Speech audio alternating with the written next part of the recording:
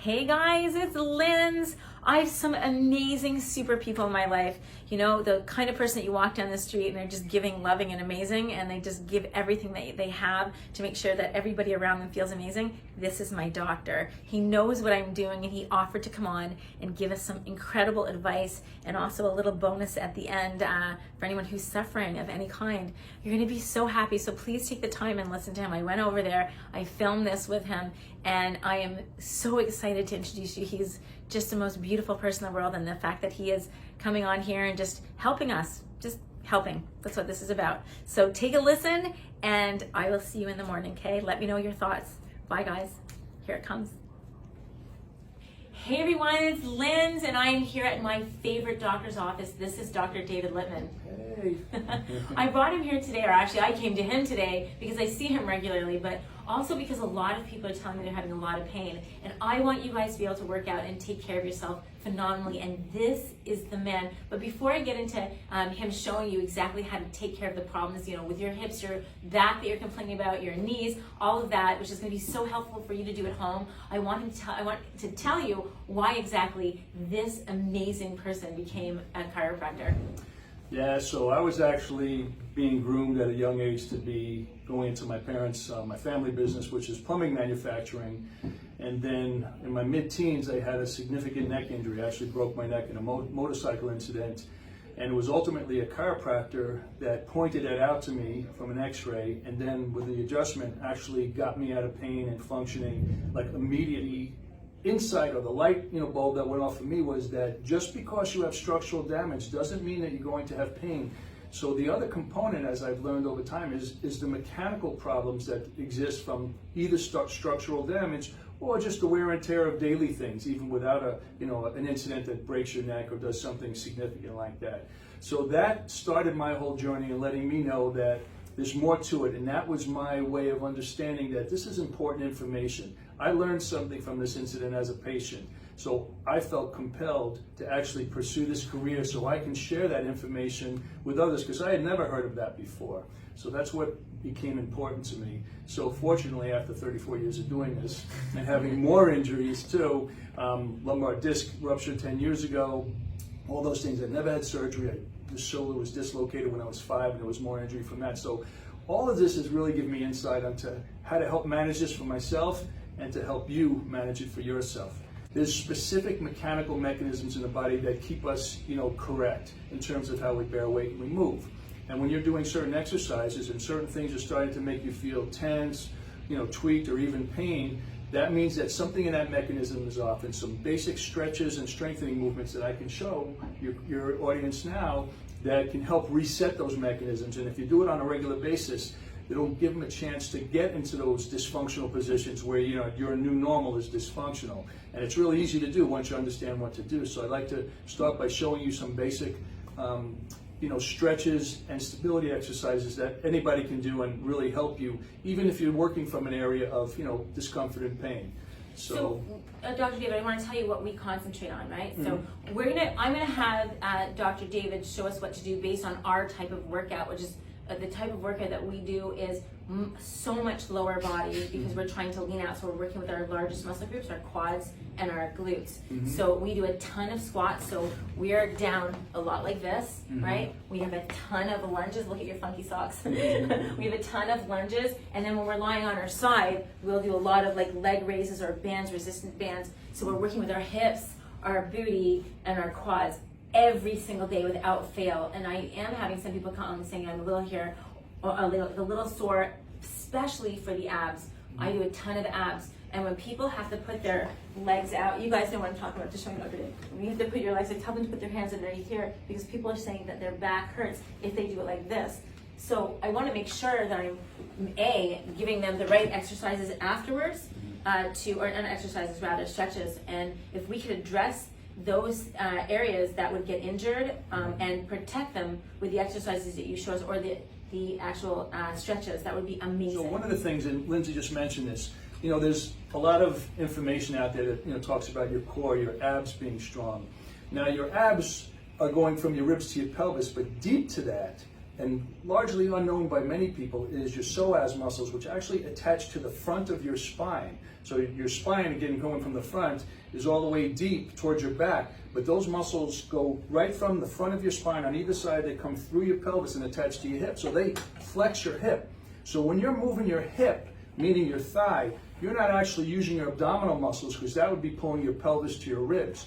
You're actually using the psoas muscle, which is pulling your thigh to your spine. So the psoas actually connects the spine to the hip.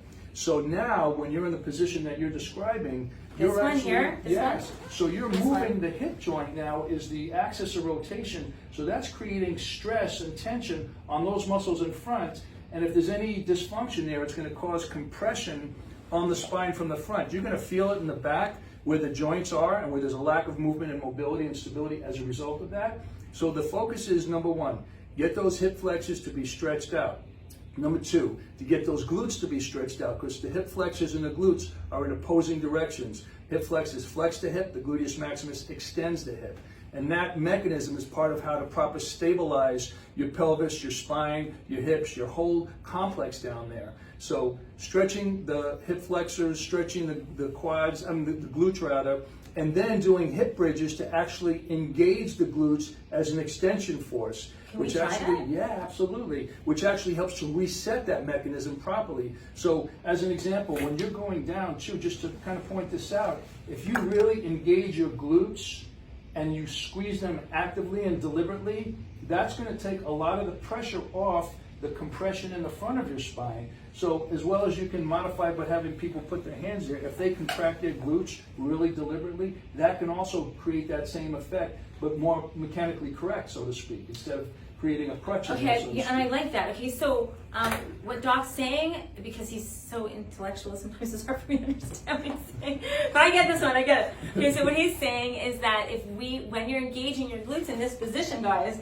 right? So when we're going down like this, instead of putting your hands underneath, because that is just taking the place, we can actually engage another muscle group and squeeze your booty as you go down. And that way you're even burning more calories and you're tightening your glutes at the same time. That's right. So I never do that. That's very good information. I never tell them to tighten their glutes. I just tell them to put their hands underneath their booty. Right. So now they're going to create the internal stability instead of using that from the outside. And that's the proper mechanism of how the spine is going to be supported in that motion that you're doing with it. Right. So in other words, you're actually creating that so in their everyday life that'll be stronger supporting their back rather than just using their hands as a crutch. Like exactly. A Band-Aid. Hands are a Band-Aid. Mm-hmm. This is the eventual cure. The actual correction, yeah. I love that. It's so good. Okay. So I'd like to show, a couple simple stretches that are easy to do. I don't know if we're going to be able to capture it in the No, guys, hold on. We're going to move this over here and we're going to show you the stretches that you guys can do, I guess, before and after, and then we're going to talk about the stretches that you can do if you feel an injury somewhere or pain somewhere, generically speaking, right? Sure. Okay, hold on one sec, guys. Be right back. Okay, so I got Dr. David on the floor. You're so amazing. Okay, so what we're going to be doing, guys, is because we work the lower body so much, I'm hoping that you guys can give us, or you can give us some stretches that are really, really going to help us avoid injury and make us really limber. And of course, we're going to talk about if they do have an injury, what they can do, generically speaking. Sure.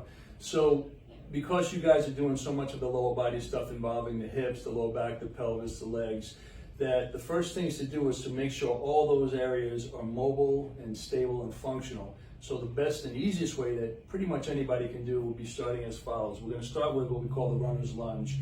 So Lindsay, I'm going to have you, and I'll do it with you, start in almost like a high plank or push-up position.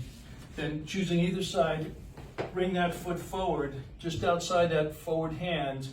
And once you drop as low as you can, keeping the knee and the back off the ground, rotate to further the stretch towards the ceiling. So your torso is now creating more stretch on that rear hip flexor. I feel this is amazing. We would do this every time before we work out, right? Yep. That's and amazing. You would do the same thing on the other side. So you bring your opposite foot forward. Again, once you're at to that furthest point where you can't drop any lower, you rotate towards the ceiling to get that further stretch in your torso. That's amazing. Again, so that's really good to go get all that opened up. Now to follow with that, we do what's called a pigeon stretch, which many of you probably know, because they have it in yoga. So starting from that push-up position again, you're going to bring that back leg underneath you and try to now lower yourself flush to the ground where now you're getting that stretch here in the gluteal area. It'll start to open up your SI joint and your spine. So this is a really good way to get some of the tension in that deeper part of the pelvis to start releasing. Yeah, I feel that a lot. I feel that like almost down the side. Yep. So you feel it there. Yeah, again, and you feel my lower I back. was going to say, yeah, so that's, again, as Lindsay can feel, Wow. you're starting to mobilize those joints. Remember, we're trying to get joints mobile, muscles flexible, and then the whole area functional. So when you are doing your exercises, everything's moving more fluid. So those are two really great exercises to start with. And then I know you guys usually do that, I guess you call it the Cobra, right? Yeah, so after we do our ab exercises, I bring people up to stretch out that whole area there. And you were saying before that stretches your anterior spine? Yes, right? So again, those hip flexors are actually attached to the front of the spine. It's the front of the back. We tend to feel the tension of that in the back because that's where the joints are and where the lack of movement is happening because of that tension. It's like your springs are too tight in the front. So doing that will help to stretch out those deeper muscles that are stabilizing and moving between your lumbar spine and your hips. Okay, so I have to say something that's very interesting. Okay, so we do stretch that out, but you're saying, which is interesting, that the psoas muscle attaches to your thighs, obviously, right? Yes, from your so spine. I would imagine that would be a root cause of people having poor posture because those are tight. Is that correct? Absolutely correct. I love that because I'm telling you guys, I always say that if your posture's like this, you are making yourself look 10 years older. If you can bring it back and bring up, but maybe it's not just, like you said, or it is not just about your back, it's also with these muscles. Absolutely. How do we stretch these even more then? So once you've gone through those preliminary and start to get things mobile and stretched, you can have another one, which I like to call the hip openers, and I'd like to have you demonstrate that if you would. Okay. So I'd like you to go face down, just kind of rest your chin on your folded hands in front of you. Okay. Now let's start with your right leg. I want you to bring your right leg up and bring it across to this side of your body and try to tap the floor here. So she's actually opening up in a rotational fashion now those elements of the spine, the SI joint, and the hips. Oh, my stomach. Yeah. So that's amazing. So you're getting your abdominal wall, obviously, but even more importantly, you're getting those deeper muscles. There you go. Stretching across. And each time you go back and forth, you try to go a little further away from your body, but try to tap the floor because that's going to help open up and mobilize the pelvis, the hips, the lumbar spine, so it'll become much more fluid when you start to do your exercises, whether doing leg lifts or squats or lunges, all those things. Yeah, this was amazing. I've never been able to stretch it. It just isolates that in a big bad way. Yep. Wow. So now you're ready to actually engage the glutes on the other side with a proper glute bridge, because now when you engage those glutes, you're going to actually help to further relax the tension on the front side, because since the glutes and the hip flexors are in opposing muscle groups where they're moving the hip joint one way and the other, when you contract the opposite side, it forces the side not contracting to relax. Okay, maybe we can demonstrate the bicep. I know you always do this one for me. Right. So like the bicep, you're saying? Yeah, so because the bicep and the tricep move the elbow in opposite directions, the bicep flexes the elbow, the tricep extends it. In the body, there's something called reciprocal inhibition. So if I want to flex my bicep, my nervous system has to shut down my tricep, because otherwise they're going to be fighting each other. So reciprocal inhibition gets the active muscle to contract while relaxing the opposite side. Now apply that to the hip and low back area with the gluteus maximus and the hip flexors, you're getting the same thing. So you're relaxing that front portion by engaging that back portion. Okay, let's do that one. Okay, so that's it. You said we do those all the time. Right, but the focus now has to be not using your hamstrings, but pushing from the heels and contracting very deliberately the gluteal muscles on both sides. Yeah. A good pause for a moment, come down, don't touch the floor, and come back. And each time you do it, try to come a little higher and higher, because then you can even open up the sacrum and the SI joint as you push it forward and anterior. And the sacrum and the SI joint are your very lower back, so you have to know where that is, right? Yep, your tailbone. tailbone. It's really good, yeah. And what we don't do is I never tell them to relax the hamstrings, because I want to engage them. You're saying for the stretch, you want to relax them. Right, because you want to make sure that you're causing the relaxation of the hip flexors, which can only be done really when you're engaging the glutes, because they're the opposite muscle group. Like tricep and hamstrings, right. And a lot of people that suffer from chronic tight hamstrings, it's really because the psoases are tight on that side, or even the opposite Oh my side. gosh. Okay, guys, so if your hamstrings are tight when you're walking, you feel that tightness in the back, you're like, not the type of tightness you're getting from, say, our workouts or a workout, but just tight in general, then doc's saying that you need to stretch this area out. I love that. Stretch that, engage this, these are relaxed, because these are overworking because of the imbalances here in these mechanisms. Okay, so before I let him go, because he's got a patient waiting, I do want to ask, if someone's experiencing pain, can we just do the 3 parts? If they're experiencing pain like in their knee, if they're experiencing pain in their lower back or in their hips, because those are the areas that we work, guys, those are the ones I'm getting complaints about. Can you just see, is it the same stretches, or do you have something else that we can do? Those are essentially where it starts, because for the most part, a knee problem is not really a knee problem. Okay. It's a hip problem. Again, the knee gets caught between sort of the hip and the ankle. And unless somebody hits you with a hammer in the knee, it's usually because of dysfunction. Because when you have tight psoas muscles, as an example, it's going to cause some rotation in your thigh, usually internally. So now when you're doing any kind of work where you're moving your knee, now that thigh is torquing inward. So now the joint of the knee is no longer getting a nice solid balanced weight bearing. There's going to be some torque on it. And if you watch yourself in the mirror, you can many times see that one side, your knee is actually, when you're standing, is kind of rotated inward a little bit. That's usually indicating that's the side of the tighter hip flexor. So getting this is going to help the mechanics of the knee itself.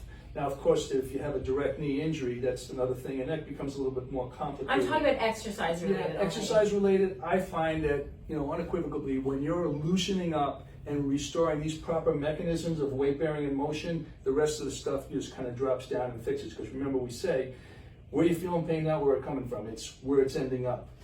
Okay, like to say, where you're feeling pain is not where the origin is, it's where it's ending up.